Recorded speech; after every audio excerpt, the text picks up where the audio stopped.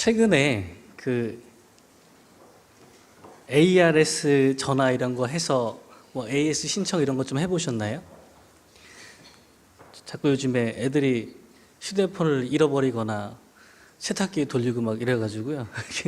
빨리 어떻게 해보려고 전화도 막 해보는데 ARS가 답답하네요. 이게 일단은 하면은 기계가 받죠. 기계음을 받아가지고 설명해 주는데 느린데 1번부터 차근차근 하는데 내가 원하는 게 안 나와. 그죠? 가다가 하나 놓치고 잘못 누르면 다시 처음으로 가야 돼요. 미칠 것 같은 거예요. 답답해가지고. 그죠? 그래갖고 너무 답답해서 상담원 연결 막 누르면 통화 중이에요. 연결이 안 돼. 겪어보셨나요? 저만 당한 게 아니죠? 조금 기다리고 돌아가는 게 쉽지가 않습니다. 견디기가 어려워요. 오늘 본문에 보면 이스라엘 백성들이 약속된 가나안 땅에 가야 하는데 하나님께서 에돔 땅을 이제 싸우지 말라고 이야기하시는 바람에 에돔의 왕한테 길을 좀 내달라, 가나안 땅으로 가는 좀 좋은 지름길들을 갈 수 있도록 이미 많은 상인들이 다니는 가장 가기 쉬운 길을 좀 내달라고 이야기를 했는데 안 내주죠. 그래서 돌아가야 되는데 그 멀쩡한 길이 없는 데를 가려고 그러니까 얼마나 고통스럽겠어요. 얼마나 힘들겠어요. 그러니까 백성들이 그런 길을 돌아가다가 마음이 상합니다. 오늘 4절 말씀에 길로 인하여 백성의 마음이 상했다고 나와 있어요. 길이 너무 안 좋아요. 하나님과 모세를 향해서 원망하는데 오늘 그 21장의 이 내용이 민수기에 나오는 마지막 불평이에요. 이게 마지막입니다. 그리고 가장 좀 지나친 형태예요. 왜냐하면 그 전까지는 알면서도 하나님께서 대리자로 세워놓으신 모세랑 아론한테 원망했는데 이번에는 하나님과 모세를 향해 원망했다고 쓰여 있어요. 대놓고 하나님께 원망을 퍼붓고 있는 겁니다. 그래서 여기 지금 만나에 대해서 불평한 것도 같아요. 뭐라고 이야기하냐면 5절에 이 하찮은 음식을 싫어하노라라고 써 있습니다. 굶주릴 땐 언제고 만나에 대해서 하찮은 음식이래요. 이런 일들이 지금 벌어지고 있어요. 그래서 하나님께서 즉시 심판하십니다. 이번에는 광야에 살고 있는 불뱀들을 보내셔서 물게 하시는 거예요. 이게 약간 오늘 본문의 이야기가 중요한 건 다 뒤쪽에 있는데 문제는 이 뱀에 대한 배경을 좀 알고 가셔야 뒤에 이야기가 이해가 됩니다. 그러다 보니까 좀 정리를 해야 돼요. 먼저 용어가 조금 달라요. 용어를 잘 보셔야 되는데 첫 번째 표를 보여주시면 다 안 보여도 괜찮습니다. 일단 우리말 번역에는 개역 개정이나 세번역이나 불뱀 또는 뱀 이렇게 나와 있고 마지막 9절에 모형으로 만들었을 때만 놋뱀, 구리뱀 이렇게 표현되어 있습니다. 정확한 명칭은 놋이 아니고 구리예요. 구리뱀입니다. 근데 이게 불뱀이라는 단어가 원래 히브리어랑 이제 영어 번역을 보면 두 개의 단어예요. 한 단어가 아니고 각각의 단어입니다. 히브리어로는 느하심, 하스라핌이라고 나오는데 느하심은 복수형이니까 나하시라고 불리는 단어가 원래 그냥 뱀이에요. 일반적으로 쓰이는 뱀에 대한 단어가 나하시입니다. 이거를 이제 뱀이라고 번역했어요, 우리는. 근데 그 앞에 있는 단어 사라핌, 근데 이거 원래 단수는 사라프겠죠. 사라프를 불이라고 번역했습니다. 이 어근이 불태우다라는 어근에서 왔어요. 그러니까 뱀에 물린 그 부위가 약간 열감이 생기고 뜨겁게 느껴지니까 이 부위를 이제 불뱀이라고 번역을 했는데 문제는 이 사라프가 단독으로 쓰일 때가 많다는 거예요. 단독으로 쓰이는 거예요. 그러니까 형용사로만 쓰이는 게 아니고 단독으로 그냥 쓰입니다. 다른 구절에서 사라프가 여러 번 등장하는데요. 8장 15절에 보면 신명기 8장 15절입니다. 광야에 나오는 그 위협, 광야에서 만날 수 있는 위협 중에 광야, 곧 불뱀과 전갈이 있고 물이 없는 간주한 땅을 지나게 하셨다라고 표현합니다. 여기도 마찬가지 나하시 사라프라고 두 개의 단어를 연결해서 불뱀을 표현하고 있는데 조금 더 후대에 가면 이사야서에서 두 번 사라프가 언급이 돼요. 첫 번째는 14장 29절입니다. 이번에는 블레셋에 대한 이야기들 가운데 기뻐하지 말라. 뱀의 뿌리에서는 독사가 나겠고 그의 열매는 날아다니는 불뱀이 되리라. 이 불뱀이 아까 말했던 두 단어를 합친 게 아니고 사라프만 쓴 거예요. 한 단어만 썼는데 불뱀이라고 표현하고 있는 거예요. 그러니까 이 단어 자체가 독사를 나타내는 단어로 쓰이고 있는 겁니다. 그런데 이 사라프에 뭐가 덧붙은 거예요? 날아다니는이 덧붙습니다. 예. 이 뱀의 형태가 지금 광야에서 만날 수 있는 특정한 동물을 얘기하고 있는 것 같은데 이 독사가 날아다닌대요. 이사야 30장 6절에 보면 마찬가지로 네겝에 있는 짐승들을 이야기하고 있어요. 그러니까 위험한 짐승들에 대한 경고를 해주고 있는데 그 중에서 이제 암사자, 수사자, 독사와 날아다니는 불뱀이 또 나오죠. 마찬가지로 사라프 하나만 써서 불뱀이라고 번역을 하고 있습니다. 예. 이런 내용을 봤을 때 이 사랍이라는 단어는요, 날아다니는 것으로 자주 묘사되는 독이 있는 사막에 살고 있는 뱀 정도가 되지 않을까요? 예. 궁금하잖아요. 이 뱀이 어떻게 생겼나 궁금하잖아요. 저만 그런 게 아니라 많은 학자들이 다 찾아봤어요. 그 동네 뱀이 뭐 있나 다 뒤졌습니다. 첫 번째 그림 보여주실래요? 아유, 얘 몸처럼 생겼어요? 얘 코브라죠. 코브라인데 정확한 명칭이 검은 목 침 뱉는 코브라래요. 얘는 이제 진짜 날진 않지만 그 나무 사이를 뛰어서 날아요. 얘가 나무 사이를 뛰어서 점프하면서 독을 뱉는 스타일의 독사래요. 그래서 오늘 본문의 이미지와 아주 유사합니다. 아주 비슷해요. 색깔도 구리뱀인 색깔이랑 구리 색깔이랑 아주 비슷한 색깔이 난다고 해요. 근데 문제가 있어요. 얘가 사하라 사막 아래쪽으로 살아요. 그래서 이집트에도 없고요. 당연히 시나이 반도에 없습니다. 가장 비슷하게 생겼는데 거기 없어요. 그럼 또 찾아야죠. 두 번째 사진 보여주시면 익숙하죠? 얘는 어디 코브라예요? 얘가 이집트 코브라예요. 예, 이집트 코브라입니다. 문제는 이제 안 날아요. 다 비슷한데 색깔도 좀 구리색처럼 보일 수도 있고 한데, 그리고 사막을 주로 살지 않습니다. 사막에 사는 뱀은 아니래요. 그 다음에 세 번째 그림을 보시면 얘는 아라비아 코브라라고 합니다. 아라비아 반도에 주로 살고 있고요. 이집트 코브라와 아주 가까운 친척인데, 예, 근데 뭐 얘도 비슷하겠죠. 안 나는 친구예요. 마지막 그림을 보여주시면 얘는 검은 사막뱀이라고 합니다. 사막 코브라라고도 알려져 있는데 얘는 시나이 반도에 있는 사막에 살고 있는 사막뱀입니다. 근데 다 뒤져봤는데 그 사랍이라는 단어와 날아다닌다는 표현이 엮였기 때문에 못 찾겠는 거예요. 안 맞아요. 그러니까 이것도 아닌 것 같고 얘도 아닌 것 같고 뱀을 찾고 있는데 못 찾겠는 거예요. 그러면서 궁금해지는 거죠. 아니 왜 뱀 앞에다가 날아다닌다는 표현을 붙여놨을까요? 왜 날아다니는 불뱀이 됐을까? 이게 궁금해지기 시작하는 거예요. 지금 이사야 14장과 30절에 보는 이제 이야기에만 이 사랍이라는 단어가 나오는 게 아니고요. 성경 외적인 문헌에서도 등장합니다. 기원전 7세기에 아시리아 왕이 이집트의 원정을 갔어요. 그때 왕이 에살핫돈인데 이 사람의 원정 기록에서 치명적인 숨결을 가진 뱀과 노란 날아다니는 뱀을 기록하고 있어요. 기원전 5세기에 그리스 역사가 헤로도토스가 아라비아 사막에 서식하면서 이집트인들을 자주 공격한 날아다니는 뱀에 대해 기록을 남기고 있습니다. 되게 유명하네요, 그렇죠? 이런 뱀이 있었던 거예요. 유사한 뱀들이 있었던 것 같아요. 근데 이 이사야서나 이 기원전 7세기나 5세기의 기록들은 출애굽 시기보다 한참 후대의 내용들입니다. 출애굽보다 더 이른 시기의 기록이 이제 출애굽 상황에서 영향을 미쳤겠죠. 출애굽보다 더 빠른 기록은 당연히 이집트의 것밖에 없습니다. 이집트에서는요, 코브라가 주로 불타는 자라고 불렸대요. 그리고 파라오의 이 관 앞에 우라에우스라는 코브라 형상의 뱀이 항상 장식물로 등장합니다. 파라오의 수호신으로 이 형태가 채택된데 파라오의 그 위험한 힘, 사망을 가져오는 힘과 코브라가 상징하는 여신 와젯의 보호를 받고 있다는 생각을 주는 거예요. 다음 그림 보시면 그 인장 그림으로 나옵니다. 얘가 뱀의 형태를 가지고 있는데 우라에우스라는 뱀에 뭐가 달려 있어요? 날개가 달려 있습니다.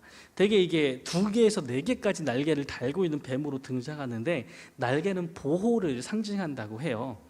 그래서 이 그림이 보여주는 날개 달린 뱀이라는 인상들이 그 뒤로도 많이 사용이 됩니다. 여기저기 많이 드러나기 시작을 해요. 우리가 잘 알고 있는 성경의 본문 중에 이 이미지를 잘 드러내는 내용들이 하나 나옵니다. 이사야서 6장의 이사야 소명장에 보면 이런 표현들이 나와요. 6장 2절과 6절 말씀에 보면 스랍들이 모시고 섰는데 각기 6날개가 있어 그 둘로는 자기의 얼굴을 가리었고 둘로는 자기의 발을 가리었고 둘로는 날며 6절에 보면 그때 그 스랍 중에 하나가 우리가 성경에서 자주 보는 스랍이라는 하나님 가까이 있는 천사의 이름이 사실 사랍이라는 이 단어랑 정확히 같은 단어를 쓰고 있습니다. 그러니까 똑같다기보다는 이 앞에서 날개 달린 뱀의 이미지가 항상 사람들 머릿속에 남아있다고 보는 것입니다. 어떤 뱀인지 잘 모르겠죠.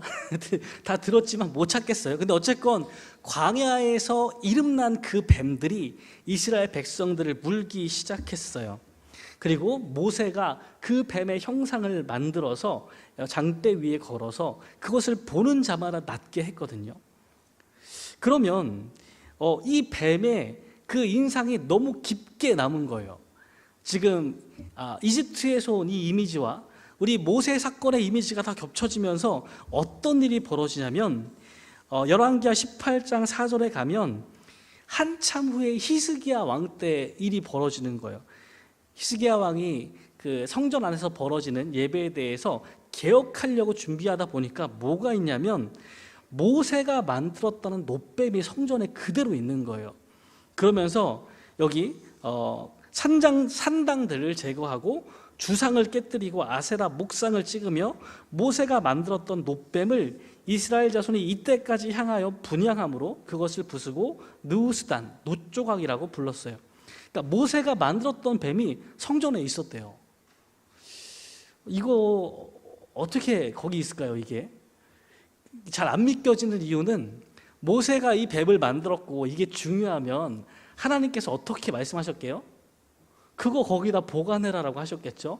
아론의 쌍난 지팡이처럼 중요한 것들을 보관시키시거든요. 근데 아무 얘기가 없어요.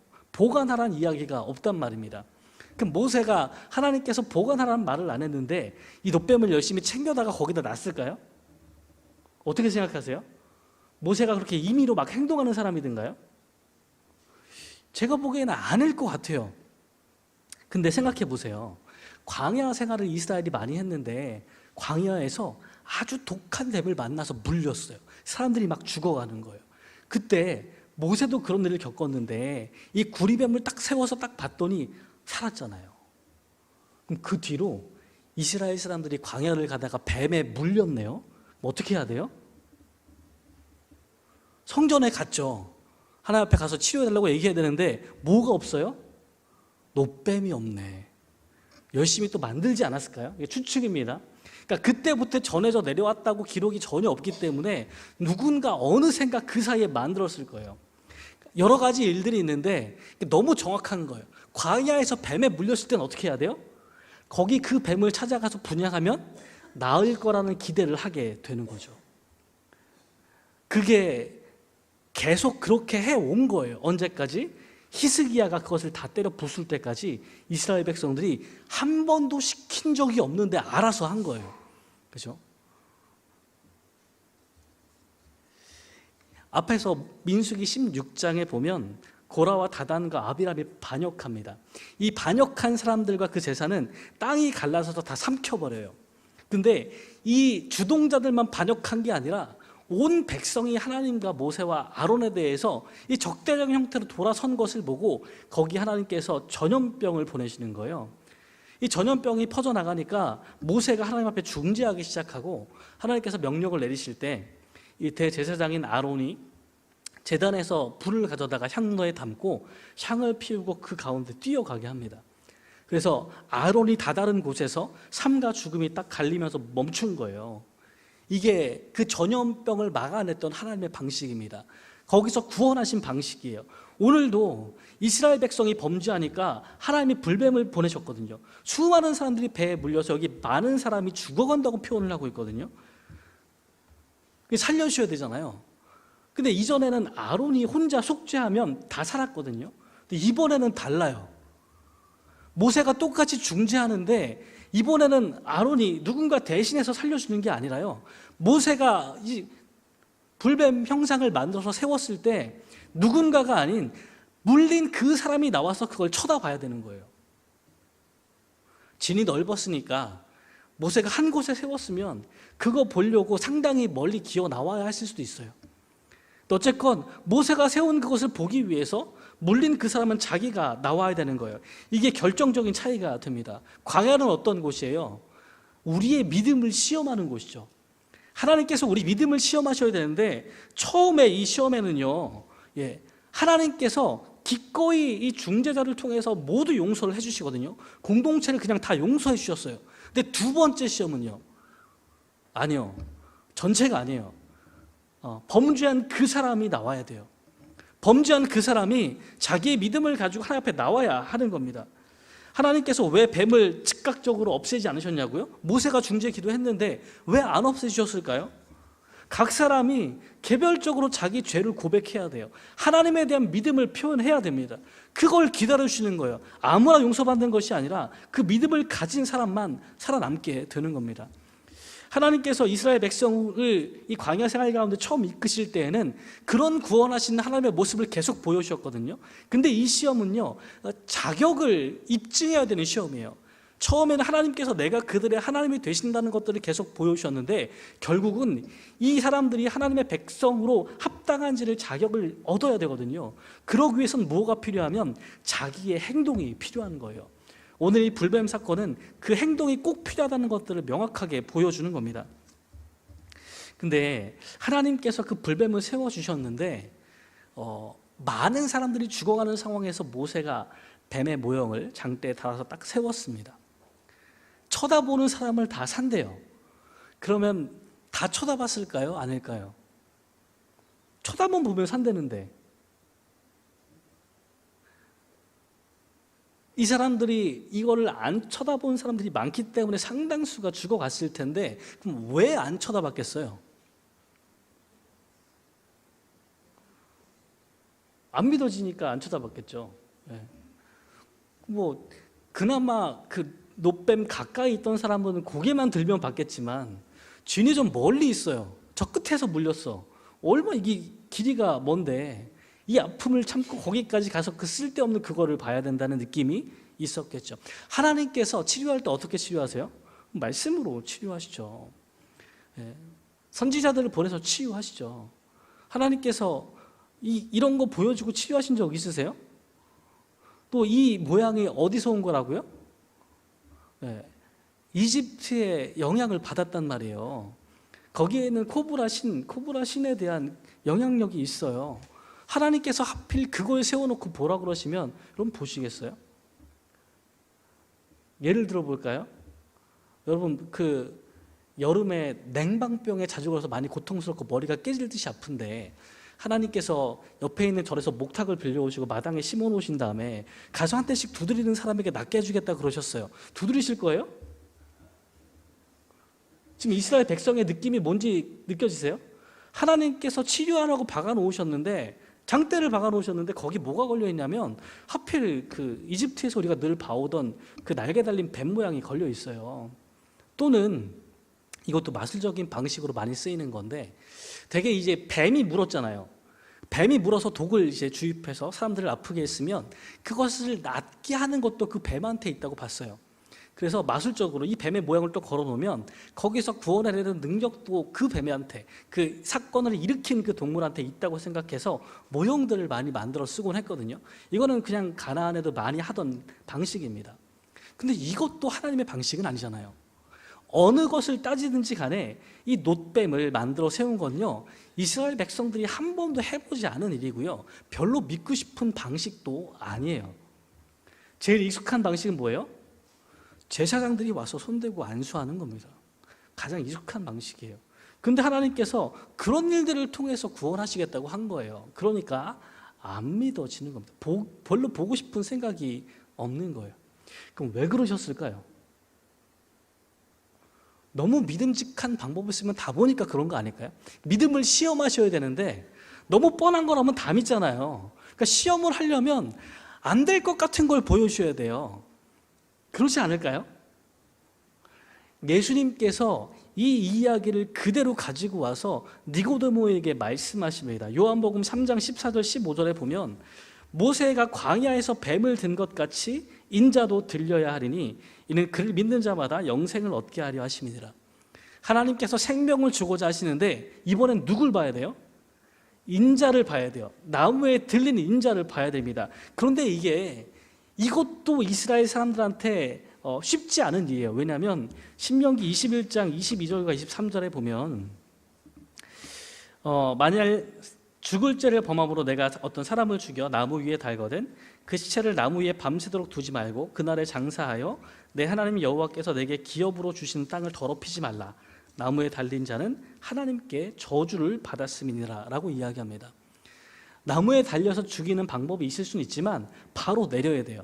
하나님께서 약속해 주신 그 땅에서 계속 달아나오면 땅이 더러워진다고 하는 겁니다. 부정해지는 거예요. 나중에 예수님 십자가에 달리셨을 때 명절 전에 십자가에 달잖아요. 그리고 나서 이스라엘 사람들이 명절에 그 나무에 달린 게 있는 것을 싫어합니다. 그래서 빨리 죽이려고 다리를 꺾으러 가요. 기억나시죠? 왜 그러냐면 이것 때문에 그래요. 그 땅이 더럽혀진다고 생각했는데 그게 여호와 하나님께서 명령하신 축일에 걸리면 이거 못 참는 겁니다. 그런 일은 있어서는 안 되는 거예요. 그러다 보니까 이런 생각들이 있어요. 우리는 십자가에 대해서 그렇게 장애물로 여기지 않아요. 왜냐하면 전제 조건이 없어요. 선입견이 없거든요. 그런데 이스라엘 사람들에 있어서는요, 십자가에 나무에 달린다는 표현 자체가 하나님께서 저주한 것을 의미를 하는 상황이 됩니다. 광야에서 놋뱀을 세우셨던 것처럼 인자를 세우셨는데 인자를 믿어야 되는 거잖아요. 하나님께서 보내신 사람을 믿으라고 했는데 그게 선입견을 가진 걸로 보여지는 거예요. 안 좋은 하나님께 저주받은 모습으로 드러나는 거죠.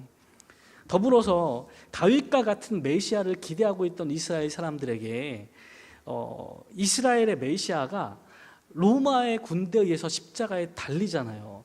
가장 실패한 모습으로 그 눈앞에 나타나는 거예요. 자기들이 믿고 싶은 메시아는 이스라엘을 회복시켜주는 메시아인데 예수님께서 오셔서 제국에 똑같이 제국의 폭력 앞에 죽는 모습으로 드러나신단 말이에요. 이게 걸림돌입니다. 예수를 믿어야 되는데 이스라엘 사람도 당연히 믿고 싶죠. 메시아를 보내시면 당연히 믿으려고 했을 거예요. 근데 못 믿겠는 거예요. 이 두 가지가 걸림돌이 되니까요. 우리가 기대하던 메시아가 로마의 제국에 의해서 죽었어요. 하나님께서 저주하신다고 표현한 나무에 달렸어요. 믿으실 거예요? 이렇게 시작이 되는 겁니다.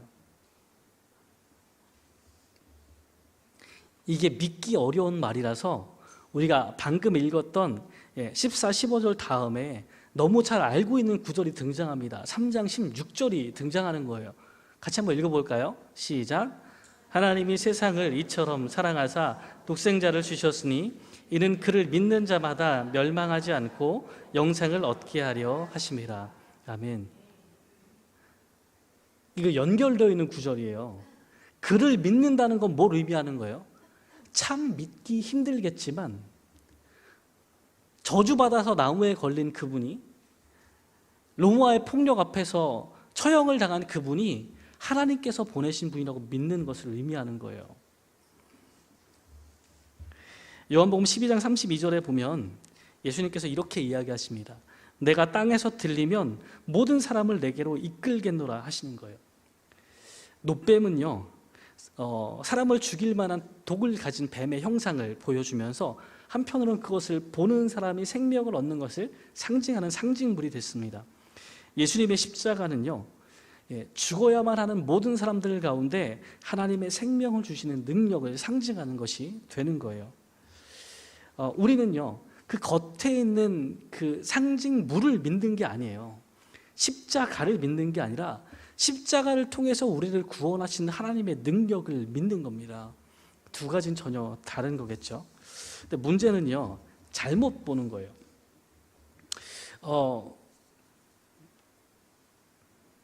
견지망월이라는 표현이 있습니다. 달을 잊어버리고 손가락만 본다는 표현입니다. 명성이 높은 한 승려에게 한 불자가 찾아와서 가르침을 전해달라고 청했어요. 그런데 이 승려가 하는 말이 글을 모른대요. 그러니까 이 불자가 너무 실망한 거예요. 그랬더니 승려가 하는 말이 진리는 하늘에 있는 달과 같고 문자는 그 달을 가리키는 손가락과 같다. 손가락으로 달을 가리키지만 손가락이 없으면 달을 보지 못하는 것은 아니다. 달을 보라고 손가락을 들었더니 달은 보지 않고 손가락만 쳐다보는 것과 같다. 어리석잖아요. 그런데 이스라엘 사람들이 그렇게 한 거죠. 하나님의 구원의 능력을 믿고 순종하라고 장대에 불뱀을 세워놨더니 그 다음에 뭘 믿어요? 불뱀을 믿잖아요. 이런 어리석은 일들이 그때만 있는 게 아니라 지금도 마찬가지로 벌어지고 있습니다. 우리는 십자가에 달린 예수님을 봅니다. 우리는 유대인들이 가지고 있던 선입견이 없기 때문에 이것이 장애물로 받아들여지는 게 아니라 너무 자연스럽게 받아들여지는 경향이 있습니다. 어렵지가 않아요. 그런데 그럼에도 불구하고 십자가가 그 예수님의 삶과 그 모습을 통해 우리를 구원하시는 하나님의 방식이라는 것을 받아들여야 되는데 그냥 십자가 모양만 받아들이는 경향이 있습니다. 교회를 짓거나 리모델링 할 때마다 최근에 가장 큰 이슈는요, 십자가를 어디에 둬야 될까가 제일 고민이 됩니다. 우리도 좀 그런 고민 하잖아요. 앞에 뭘 띄웠는데 조명 때문에 잘 안 보이다 보니까 앞에를 LED로 바꾸기 시작하는데 LED로 바꾸면 정면에 있잖아요, LED가. 그럼 십자가는 어디로 가야 돼요? 오른쪽입니까? 왼쪽입니까? 어떻게 생각하세요? 아니, 없어도 돼요? 이거 고민이에요. 그 교회마다 이거 되게 고민합니다. 그러니까 화면을 양쪽으로 보내면 화면이 작아지니까 화면을 가운데 두는데 또 노안도 오고 하니까 커야 잘 보이잖아요. 그 십자가를 어디에 둘까가 너무 고민되는 거, 둘 데가 없는 거예요. 이렇게 정면에 두고 싶은데 가려지고. 한동안 그 교회 그 꼭대기에 있는 십자가에 대해서 말이 많았어요. 우리는 전통적으로는 십자가 탑을 만들고 종도 달아놓고 이게 아주 익숙한 전통적인 형태인데 이게 오래된 교회들에서 이 탑이 자꾸 바람에 넘어가는 거예요. 좀 위험하다는 이야기를 들으니까 그 다음부터는 종탑을 만들어서 올리는 일을 잘 안 하려고 합니다. 위험하니까요. 근데 그럼 그래도요, 교회 꼭대기에 십자가 달아야 돼, 안 달아야 돼요? 우리 교회 달려 있나 안 달려 있나요? 알고 계시네요. 모르실 줄 알았는데. 그럼 거기에요, 그 빨간 조명 달아야 돼요, 말아야 돼요? LED를 이렇게 달면 돼야 안 돼요? 예전에 이것도 이슈가 된 적이 있는데 교회에서 위에다가 십자가를 달아놓잖아요. 근데 요즘에는 뭐 서울이나 수도권은 빽빽하게 이제 주택가랑 같이 교회가 묶여 있으니까 전화가 와요. 빛공해라고 전화가 옵니다. 끄래요, 밤에. 그래서 그 다음부터는 교회마다 타이머 달아놔요. 새벽 기도 조금 전에 켜지고 밤에는 꺼져서 주변 집들의 빛공해가 되지 않도록 하려고 노력하는 가운데 있습니다. 야, 별의별 일이 다 있죠. 그러니까 교회 오면 뭐가 중요한 거예요? 십자가가 중요한가요? 아니요. 여러분, 십자가가 기독교의 상징이 된 것은 한참 후대 일이에요. 예수님께서 십자가에 달린 걸 본 사람들은요, 십자가를 기독교의 상징으로 쓰지 않았습니다. 영화 보셨으면 비밀이 뭐 카타콤 같은 데에서 이제 예배드리는 사람들이 그 비밀리에 자기의 표시하죠. 근데 뭐 그려요? 물고기 그리죠. 익두스 이렇게 앞에 철자 따서. 십자가 그때까지 없습니다. 왜냐하면 그렇게 쉽게 받아들일 수 있는 모양이 아니에요. 우리는 어느새 그거를 기독교를 대표하는 모양으로 삼고 있죠. 어쨌건 더 중요한 건요, 이 겉에 있는 껍데기가 아니고 그게 무엇을 의미하는가를 받아들이셔야 하는 겁니다. 예수님께서 들리셨어요. 그 십자가의 의미는요, 하나님께서 생명을 내어주시고 그 핏값으로 우리를 구원하시겠다는 그 사랑이 드러나 있는 겁니다.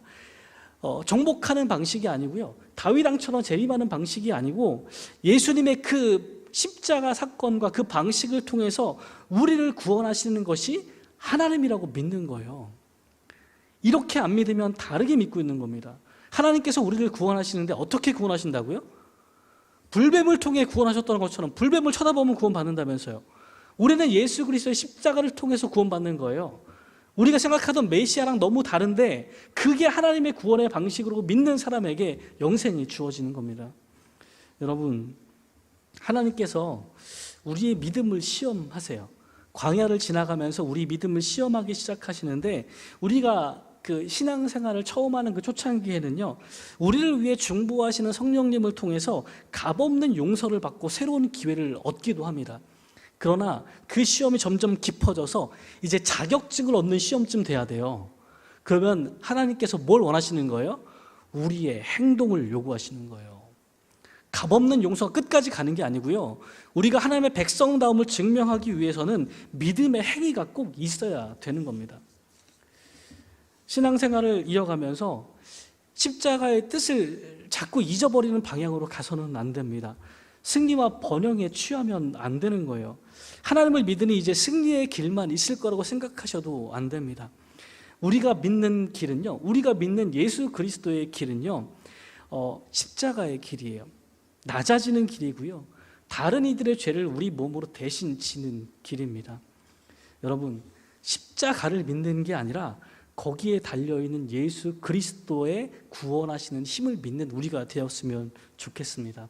내가 원하는 것을 얻기 때문에, 내가 원하는 방식으로 얻기 때문에 그것을 믿는 게 아니라 하나님께 돌아가서 순종하는 것이 우리의 삶이 되기를 원합니다.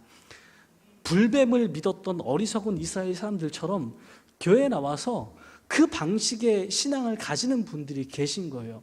겉으로 드러나는 것만. 하나님께서 원하시는 것은 불뱀의 능력이 아니고 하나님의 말씀에 순종하는 것인데, 교회에 나오면서 하나님의 말씀에 순종하는 삶에 대해서 자꾸 잊고 다른 것들을 생각하시는 분들이 계시는 거예요. 내 신앙이 가장 좋았던 때, 가장 은혜 되었던 때에 누렸던 것들을 끝까지 잡고 계시는 분들이 있습니다. 아니요, 우리는 그렇게 어리석은 길을 반복할 수 없습니다. 다시 하나님께 돌아가셔야 하는 거예요. 하나님께 순종하는 그 삶으로 돌아가셔야 우리는 그 영원한 생명을 붙잡는 사람들이 될 수 있습니다. 광야의 생활을 하다 보면 여전히 하나님은 우리를 시험하십니다. 제일 중요한 시험의 내용은 우리가 하나님의 말씀 가운데 순종하는가입니다. 그 시험을 명확하게 바라보고 그 시험 가운데 통과해서 하나님 앞에 돌아가서 하나님 백성답게 살아가는 저와 여러분들 되기를 주님의 이름으로 축원합니다. 기도하겠습니다. 하나님, 우리를 하나님 백성 삼고자 하시는 하나님의 큰 계획을 믿습니다. 우리를 인도해서 하나님 나라의 백성이 될 때까지 훈련시키시는 하나님의 그 손길들을 의지합니다. 하나님, 광야에서 이스라엘이 실패했던 것처럼 하나님께서 그 앞에 두신 것을 믿지 않는 일이, 순종하지 않고 죽어가는 일들이 발생하지 않도록 우리 앞에 있는 그리스도의 십자가가 우리에게 순종을 원하시는 하나님의 그 음성이 우리에게 지금 그대로 들려서 하나님 앞에 순종하며 하나님께 돌아가는 우리가 될 수 있도록 인도하여 주시옵소서. 하나님, 성공과 우리가 원하는 방식으로 하나님 주님을 취하려고 하고 교회 여러 가지 것들을 움켜쥐려고 하는 마음들이 있다면 하나님, 우리가 헛된 일들로 가지 않도록 우리들 깨우쳐 주시고 하나님, 온전히 하나님을 붙잡는 신앙 될 수 있도록 인도하여 주셔서 넘어지더라도 우리를 일으켜 세우시는 분, 하나님, 죽을 것 같은 고비 가운데에서도 우리를 살리시는 하나님의 능력이 예수 그리스도의 십자가를 통해 우리에게 전해져 옴을 분명히 깨달을 수 있도록 인도하여 주시옵소서. 모든 말씀을 예수님의 이름으로 기도합니다. 아멘. 적용 찬송을 부르고 싶은데 시간이 부족합니다. 찬송 반주만 해주시고요, 함께 기도하겠습니다. 하나님께서 우리가 넘어져도 일으키시는 분이시죠. 생명의 능력을 더하여 주시는 분입니다. 불타는 것 같은 죽음의 고통 가운데에서도 순종하는 자들을 고치시는 것이 하나님의 능력입니다. 이 시간은 기도할 때에 하나님, 우리가 예수님을 닮아서 생명을 내어주고 하나님의 길들을 따라가는 순종의 길이 우리가 믿는 길 될 수 있도록 인도하여 주시옵소서. 낮아지는 것 같지만, 무력한 것 같지만 많은 사람의 생명을 살리는 길이 우리의 길이 되게 하여 주셔서 그 길로 부르신 하나님의 음성 가운데 순종하는 우리가 되어서 하나님의 생명을 경험하는, 부활을 경험하는 우리가 될 수 있도록 인도해 달라고 주님 이름 부르고 주님 이름 한 번만 부르고 함께 기도하겠습니다. 주여, 하나님 감사합니다. 우리를 믿음의 그 자리로 불러오셔서 감사합니다. 하나님 광야를 걸어가도 하나님 우리에게 여러 가지 어려운 시험들과 정말 죽을 것 같은 고통 가운데 있을 때라도 하나님 우리를 구하기 위해서 다시금 새로운 길과 생명의 길을 열어놓으심을 믿습니다. 하나님 예수님께서 보여주신 그 길이 하나님 겉으로 볼 때에는 약한 길처럼 보이지만 자신의 생명을 내어주는 하나님 정말 억울한 길처럼 보이지만 거기에 모든 일의 백성의 삶을 회복시키시고 새로운 생명을 주시는 하나님의 능력이 있음을 볼 수 있도록 인도하여 주옵소서. 그 예수 그리스도를 우리의 주님으로 고백하는 사람만, 그것을 믿는 사람만 하나님의 자녀가 되는 권세를 주시며 영생을 허락하신다 말씀하셨습니다. 하나님 우리의 믿음이 잘못된 것들로 가지 않도록 인도하여 주시고 하나님 쓸데없는 뱀의 우상으로 가는 것이 아니라 겉모양만 따지는 신앙이 되어가는 것이 아니라 그리스도의 삶과 그 삶 가운데 역사하심의 능력을 볼 수 있도록 인도하여 주셔서 하나님 우리가 순종할 때에 하나님의 놀라운 경험들 다시금 살리심의 능력들을 체험할 수 있도록 인도하여 주시옵소서. 주님, 고통스러운 광야의 삶 한가운데에서 불탄한 것 같은 그 고통 한가운데에서 주님의 이름을 부르짖습니다. 하나님 우리를 살리시는 것은 겉으로 드러나는 불뱀에 있는 것이 아니라 십자가의 모양에 있는 것이 아니라 우리에게 순종으로 이끄신 하나님의 능력이 있음을 믿습니다. 하나님 우리가 그것을 잊지 않고 가장 중요한 일들 가운데 하나님의 음성에 순종하며 나아가는 주님의 백성 될 수 있도록 인도하여 주시옵소서. 하나님 광야를 넘어 하나님의 놀라운 나라로 이끄시는 주님의 큰 계획을 믿습니다. 하나님 우리가 그 일들 가운데에 하나님 광야를 견뎌낼 수 있는 하나님의 시험을 넘어갈 수 있는 하나님의 백성 될 수 있도록 인도하여 주셔서 하나님께서 우리에게 약속하시는 하나님 새로운 삶이 놀라운 새 생명이 우리에게 찾아올 수 있을 때까지 저 기다리며 주님의 말씀에 순종하여 살아갈 수 있도록 인도하여 주시옵소서. 모든 말씀 예수님의 이름으로 기도합니다. 아멘.